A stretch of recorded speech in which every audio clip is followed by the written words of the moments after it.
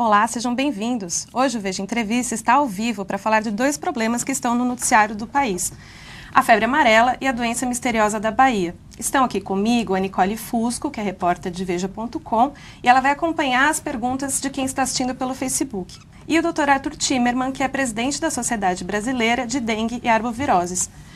Obrigada pela presença, doutor. Eu que agradeço o convite, obrigado. Doutor, para começar, eu queria que o senhor explicasse para a gente o que é a febre amarela. A febre amarela é uma doença causada por um vírus da mesma família do vírus que causa a dengue, que causa a zika e que inclusive causa a hepatite C. Muito pouca gente tem falado isso. O que difere é que a hepatite C não é transmitida por mosquito, ao contrário de dengue e zika, que são chamadas arboviroses, porque são doenças que são transmitidas por artrópodes, por mosquitos que têm as patas articuladas.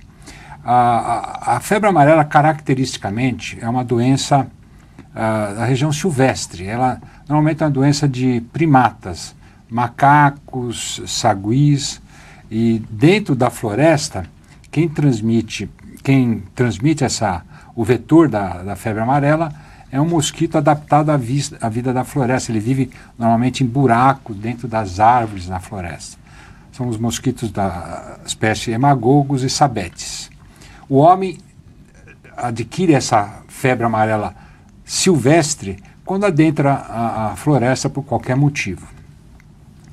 Acontece que era uma doença conhecida na história da humanidade há muitos séculos, mas que com o processo de urbanização, com esse imbricamento entre vida urbana e vida silvestre, começou a se apresentar casos urbanos à medida que começou a aparecer também nas regiões urbanas mosquitos diferentes daqueles mosquitos que tem dentro da floresta, mas também com a capacidade de transmitir a febre amarela, como é basicamente os mosquitos da espécie Aedes, a Aedes aegypti e o Aedes albopictus. São mosquitos do gênero, melhor dizendo, Aedes, que são caracteristicamente mosquitos da cidade. E doutor, esses casos agora, por exemplo, as pessoas estão com febre amarela, elas pegaram porque elas foram para a floresta? Qual que é a situação? É a febre amarela silvestre ou é urbana? Esse é um ótimo questionamento. O grande problema que nós temos em relação a isso, que vale inclusive na discussão de dengue, zika que nós temos tido, é que a urbanização tem feito com que cada vez mais fiquem muito tênues, muito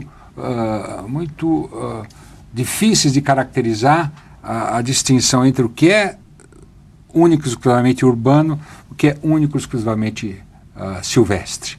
Então, os ciclos de doença urbana começaram a existir basicamente quando houve as cidades começaram a ter o Aedes aegypti. Então a pessoa adentrava a floresta, voltava e o mosquito Aedes picava essa pessoa e aí se iniciava o ciclo urbano. Normalmente era urbano, mas ao redor das regiões da floresta. E já existiam em alguns locais do mundo, principalmente na África, grandes epidemias nas cidades. E por que os casos agora estão especificamente em Minas Gerais ou naquele entorno, né? Ontem divulgado também alguns poucos casos no Espírito Santo. O que nós temos tido é que desde outubro do ano passado começou a ser relatado o encontro de primatas, macacos e saguis que morriam de febre amarela. Não só na floresta, mas também em cidades. Em Ribeirão Preto ele foi achado um sagui morto dentro da praça principal de Ribeirão Preto, São José do Rio Preto, também em Jabuticabal, e em várias dessas cidades do leste de Minas também foram achados macacos ou outros primatas que morreram. E, historicamente se sabe que a morte de primatas de febre amarela é um prenúncio, é um alerta de que a coisa está chegando perto da cidade. Então já tínhamos esse alerta de que nós devíamos ficar atentos, que poderiam começar a haver casos, primeiro nas regiões que são circunvizinhas, essas regiões de floresta, mas diante do panorama que nós temos de todas as nossas cidades, o Brasil como um todo, a América Latina também como um todo, é um ambiente extremamente propício para existir um Aedes. E o Aedes ele não faz distinção. Se aparecer uma pessoa com febre amarela, no período em que tem vírus no seu sangue, é mais ou menos 7 a 10 dias depois da picada do mosquito que infecta a pessoa, ele vai lá, pica e vai acabar transmitindo para outra pessoa e assim por diante. São mais de 200 casos e mais de 50 mortes. Ontem o ministro disse que a situação está sob controle. O senhor concorda? De forma alguma. Infelizmente, nós não podemos concordar. A Organização Mundial da Saúde, o ano passado, só retrospectiva rapidamente, houve um grande surto de febre amarela em Angola. O país como um todo, mas principalmente em Luanda, mais de 3 mil casos, mais de 500 pessoas mortas. E a Organização Mundial da Saúde estabeleceu, então, uma normatização para enfrentar aquela epidemia de Angola. Isso foi um boletim emitido em maio de 2016. E a Organização Mundial da Saúde preconiza que se tiver um caso de febre amarela numa região em que não havia febre amarela previamente, isso já caracteriza um surto. Para se admitir que houve um surto, demorou cerca de 30 dias para as autoridades de saúde assim o caracterizarem. O que nós estamos agora é no momento em que nós precisamos lutar para que esse surto não se transforme numa epidemia. E o que se preconiza para uma situação como essa? Se preconiza, em primeiro lugar, isso é um boletim da Organização Mundial de Saúde, repito, maio de 2016. Em primeiro lugar, capacitar laboratórios em todo o país para que consiga fazer o diagnóstico precoce de qualquer caso suspeito de febre amarela. Isso é prioridade número 1. E nós vemos que isso não está sendo feito. Você mesmo mencionou que existem 50 óbitos, alguns prováveis, outros ainda já confirmados, 8 foram confirmados, e 150 suspeitos. O que é suspeito? São casos que ainda não foi feita a pesquisa etiológica. Quer dizer, nós não estamos capacitados para isso. O Brasil ainda não se capacitou para ter uma retaguarda de laboratório que permita a rápida identificação, porque essa rapidez na identificação é fundamental para nós equacionarmos o problema da vacinação de contenção. Então, doutor, essa é a dúvida de agora. Todo mundo fica com medo dessa situação e quer saber quem que deve se vacinar. O que é importante nós salientarmos é que a Organização Mundial da Saúde preconiza, havendo um caso em determinado local, se deve fazer uma vacinação de contenção, quer dizer, todo mundo que não foi vacinado numa região ao redor de 50 quilômetros em relação àquele caso.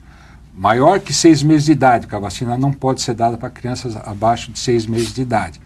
Todo mundo deve ser vacinado. Se nós tivermos o serviço de vigilância epidemiológica adequado, se nós tivermos vacina para administrar para todo mundo que precisa tomar vacina naquela região, eu diria que outras regiões do Brasil onde não há ainda casos, pode esperar, não seria o momento agora de fazer a vacina, desde que as nossas autoridades consigam seguir as normas, as diretrizes da Organização Mundial da Saúde, em primeiro lugar, de conseguir precocemente identificar o caso e precocemente saber quem precisa fazer essa vacinação de contenção. Se isso não for feito, infelizmente, nós podemos dizer que o risco de atingir outras regiões do Brasil existe. Olha, alguma pergunta da... Sim, muitas relacionadas à vacina. A Cacilda Cardoso, por exemplo, ela pergunta se é possível contrair a doença por meio da vacinação. É isso. A vacina contra... Ontem mesmo saiu uma notícia dizendo que dos 8 óbitos já identificados, 4 foram por febre amarela e 4 podiam ser causados pela vacina. Eu já devo adiantar que nenhum desses óbitos, dessas pessoas que faleceram, havia tomado a vacina. Então, isso é uma informação deturpada, vamos falar a palavra correta, mentirosa. A vacina é uma vacina muito eficaz, é uma vacina muito segura. Existem problemas relacionados à vacina. Em termos gerais, os casos de evolução de... A vacina é uma vacina de vírus vivo, atenuado, mas vivo, que em determinadas circunstâncias ele pode se associar à disseminação como vírus selvagem e pode causar uma doença parecida com a febre amarela. Isso acontece em cada 1 milhão de pessoas que tomam a vacina. Então, se isso tivesse sido verdade lá em Minas Gerais, eles já teriam que ter dado 4 milhões de doses de vacina. E não é verdade, isso não aconteceu. Nas regiões de Minas Gerais, eu posso dizer com toda a segurança, o risco da doença é muito maior do que o risco associado à reação à vacina. Doutor, só para esclarecer uma coisa, a vacinação não deve ser vacinação nacional, certo? São só as pessoas que moram nas regiões de risco e primordialmente aquelas que estão na região do surto atual. Certamente. O grande problema, Natália, eu coloco isso até como uma posição pessoal minha, é que se nós confiarmos que estão sendo adotadas todas as medidas necessárias, porque quando aparece uma notícia dessa, que 4 pessoas morreram pela vacina, que é uma informação deturpada, a gente perde a confiança de que estão sendo tomadas as medidas que precisam ser tomadas. Entendi. Aí você vai perguntar, as pessoas precisam correr para tomar vacina? Se elas acreditam, têm uma convicção de que as medidas necessárias para a contenção não estão sendo tomadas, eu até justifico essa postura. É uma questão de que nós precisamos de transparência. Esses 200 e poucos casos que já foram identificados como suspeitos ou comprovados em Minas, qual foi o estudo epidemiológico que teve? Falam que em casos de cidades muito pequenas, com nomes até difíceis, até de governador Valadares, você falou, são cidades muito grandes. Eu já tive algumas vezes em Valadares, e é uma cidade grande. As pessoas que adoeceram nesse local, adoeceram quando estavam na cidade ou estavam fora da cidade? Doutor, eu tenho mais uma dúvida, aliás, eu não. A Ivone Marques tem uma dúvida que é a seguinte. Ela diz, sempre viajo a Minas Gerais, tomei a vacina e viajei em seguida. Qual que é esse prazo para a vacina começar a fazer efeito? Ivone, ótima pergunta. Ivone, não é o nome dela? Ivone Marques. Isso, Ivone. A vacina de febre amarela, inclusive é uma grande polêmica, quantas doses precisam ser tomadas. Após uma primeira dose, administrada após os 9 meses de idade, quando não há surto epidêmico, se indica fazer a vacina após os 9 meses de idade. Ela demora cerca de 10 dias para induzir anticorpos protetores contra o vírus. Se você tomar agora, depois de 10 dias, você está protegido. E se uma pessoa não lembra se tomou ou há quanto tempo tomou, ela deve tomar outra? Hoje em dia, existe até uma discussão, a Organização Mundial de Saúde preconiza que uma dose já seria suficiente para o resto da vida. Aqui no Brasil, algumas autoridades falam que 2 doses seriam necessárias. Por que tem essa distinção? Se você não lembra se tomou, você não tomou. Tem que ser encarada como tal. Esse é um grande problema, é um outro dado muito importante para nos defrontarmos com a situação agora. Mas essa validade de 10 anos... se você fizer 2 doses, você não precisa fazer nunca mais na sua vida. Nunca mais. Você tem uma proteção para o resto da sua vida. Muitas pessoas estão perguntando aqui, o senhor falou sobre a restrição para quem tem, para as crianças, né, menores de 6 meses. Mas as pessoas estão perguntando em relação às pessoas maiores de 60 anos. Elas não devem tomar vacina? Devem? Como que é isso? Existem trabalhos recentes que idosos acima de 75, senão vou me colocar como idoso acima de 60, viu? Eu tenho 63. Os estudos mostram que pessoas acima dos 75 anos de idade têm uma incidência maior de efeitos adversos associados à vacina. Então, quando vai se vacinar uma pessoa de 75 anos? Eu tenho minha sogra que mora em Minas Gerais, ela tem 85 anos, eu recomendei que ela tome a vacina. Ela mora numa região do interior de Minas, eu recomendei que ela tome. Porque quando o risco da infecção é maior que o risco da vacina, eu acho que cabe correr esse risco.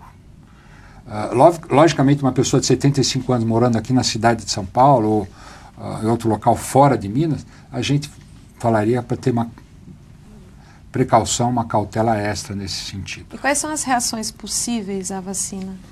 A vacina de febre amarela, por ser uma vacina de vírus vivo atenuado, lembrando que pessoas que têm deficiência imunológica, por exemplo, que estão sob quimioterapia, que estão tomando cortisona, pessoas que têm a infecção pelo vírus HIV não controlada, se tem infecção pelo HIV com a infecção controlada, ela pode tomar a vacina. Se os exames de sangue mostram uma manutenção do status imunológico, ela pode tomar a vacina. Essas pessoas alérgicas a ovo são as grandes restrições a se fazer a vacina, porque a vacina é feita com a inoculação de vírus em ovo embrionado de galinha.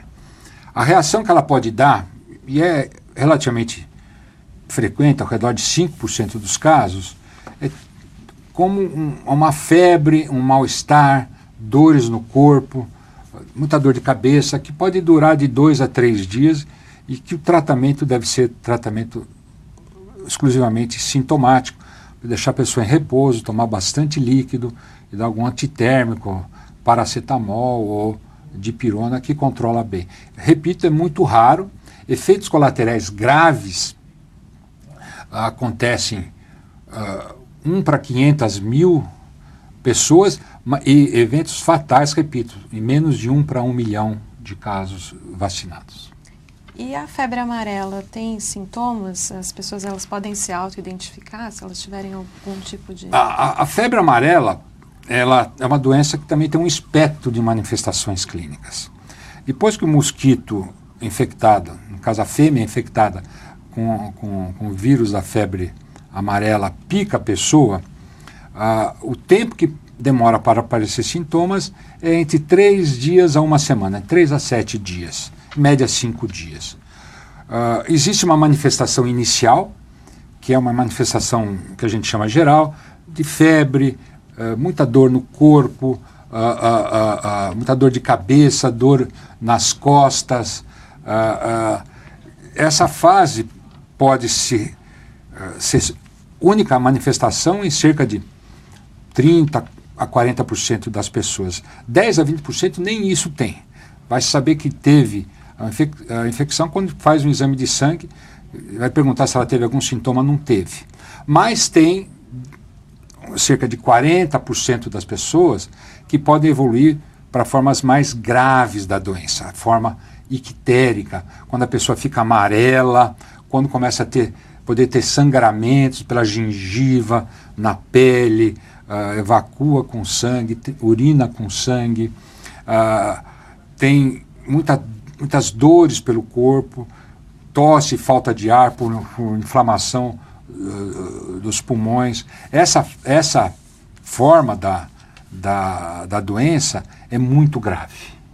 Cerca de 50% até 60% das pessoas com esse tipo de manifestação requerem internação em unidade de terapia intensiva e mesmo assim cerca de 50% a 60% delas vêm a falecer. E tratamento específico para isso não existe? Não existe nenhuma droga antiviral, não existe nenhum remédio que atue contra o vírus da febre amarela. O tratamento é que nós chamamos das complicações, dos sintomas. É hidratação, tratamento sintomático para dor, analgésicos, paracetamol, novalgina ou até mais que isso, transfusões de sangue quando a hemorragia é muito profusa, requer realmente cuidados intensivos, mas normalmente, mesmo nos melhores serviços de terapia intensiva, a febre amarela manifesta a forma, por isso que chama amarela, porque a pessoa tem um tipo de amarelo que é muito característico. Quem vê um caso de febre amarela vê que é um amarelo diferente, é um amarelo que é só peculiar à febre amarela. Acho que a Nicole tem mais dúvidas aí. Tenho. Diga, Nicole. O Valdemir Paulino perguntou se a doença é contagiosa. Valdemir, era uma doença infecciosa, não contagiosa pelo contato pessoal. Ela é transmitida única e exclusivamente através da picada da fêmea nas cidades, da fêmea do Aedes aegypti. Nós estamos vendo ali ela fazendo o seu serviço.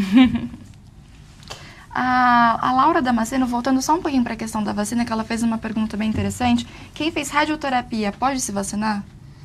Só a radioterapia não tem problema nenhum, pode sim. Ótimo, obrigada. A restrição seria para a quimioterapia, talvez, por causa do sistema quimioterapia, para quem está imunológico. tomando cortisona, para quem tem outras formas de imunossupressão, como um paciente com infecção pelo HIV descontrolada, que não está tomando antiviral, que tem a sua imunidade muito rebaixada, esse não deve fazer uso da vacina. Essas pessoas, a prioridade é se afastar da zona endêmica. Tá. E priorizar muito o uso de repelente nessas pessoas. Isso tem sido falado pouco, mas o repelente... Não, o repelente pode ajudar. Hã? O repelente pode ajudar nesses casos. Na época da Zika a gente falou bastante disso, mas acho que realmente É agora a mesma coisa. O repelente, principalmente aquele à base de caridina, que é o mais eficiente nesse tipo de prevenção, tem que se enfatizar do seu uso. Nas regiões endêmicas, aqui em São Paulo, nas outras grandes metrópoles, que já está começando a época, já está começando a haver muitos... Aqui em São Paulo nós temos visto cada dia muitos casos de chikungunya. As pessoas estão esquecendo um pouco de usar repelente. E é uma forma muito boa de prevenção também contra a febre amarela. Falando ainda dessa história das doenças transmitidas pelo mosquito, o Zika deve voltar com tudo esse ano. Então, o que nós temos visto é a sequência da disseminação dos arbovírus aqui no Brasil estão seguindo mais ou menos sempre o mesmo padrão. Tem um único mistério, que até hoje, nós que temos estudado muito isso, ninguém consegue identificar por que as arboviroses se iniciam principalmente na região nordeste do Brasil. A dengue foi por lá introduzida em 86, chikungunya também foi, Zika foi também, principalmente Pernambuco, Ceará, Rio Grande do Norte, Paraíba. E a partir dali se dissemina para todo o Brasil. Depois de 2 anos começam a haver casos na região centro-oeste e sudeste,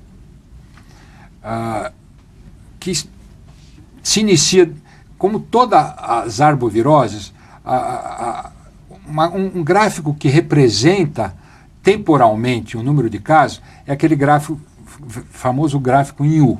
O primeiro ano você tem uma ascensão lenta da curva, depois do 3º ou 4º ano você atinge o ápice da epidemia e depois se reduz. Um surto desse demora entre 5 a 7 anos. Por que acontece isso?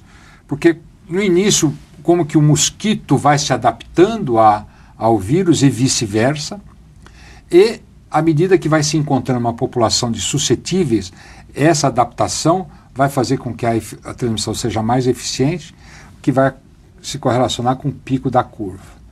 Aí o que acontece? O número de pessoas infectadas é tão grande que diminui o número de suscetíveis, a curva baixa. Normalmente, nessa baixa da curva, vem as nossas autoridades e falam, olha como nós estamos sendo eficientes, diminuiu o número de casos. Mas não foi, é a mamãe natureza, infelizmente.